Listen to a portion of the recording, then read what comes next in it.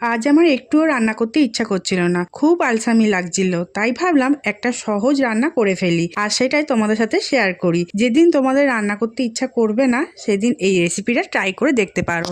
আগেই আমি ভাত বসিয়ে দিয়েছিলাম, তারপর 7 পিস কাতলা মাছের নুন হলুদ মাখিয়ে গরম তেলে 2 পিঠ সুন্দর করে লাল লাল করে ভেজে নিলাম। এবার পটল ও আলু লম্বা লম্বা করে কেটে নিলাম, সঙ্গে একটা পেঁয়াজ, আদা ও কাঁচা লঙ্কা বেটে রাখলাম। এরপর একই তেলে আলু ও পটল হলুদ নুন দিয়ে হালকা করে ভেজে তুলে রাখলাম। ওই তেলে গোটা জিরে ফোড়ন দিয়ে পেঁয়াজ আদা লঙ্কা বাটা ভালো করে কষিয়ে নিলাম। তারপর হলুদ লঙ্কা গুঁড়ো জিরে গুঁড়ো ধনে গুঁড়ো নুন আর সামান্য চিনি দিয়ে আরো একটু কষিয়ে নিলাম। এরপর টমেটোটাও দিয়ে দিলাম। টমেটো নরম হয়ে গেলেই ভাজা আলু ও পটল দিয়ে ভালো করে মিশিয়ে নিলাম। তারপর পরিমাণ মতন জল দিয়ে ঝোল ফুটতে শুরু করলেই ভাজা মাছগুলো দিয়ে আরো কয়েক মিনিট ফুটিয়ে নিলাম। সবশেষে ওপর থেকে একটু গরম মশলা গুঁড়ো ছড়িয়ে দিলাম। ব্যাস তৈরি হয়ে গেল একদম সহজ আর দারুণ স্বাদের আলু পটল দিয়ে কাতলা মাছের ঝোল।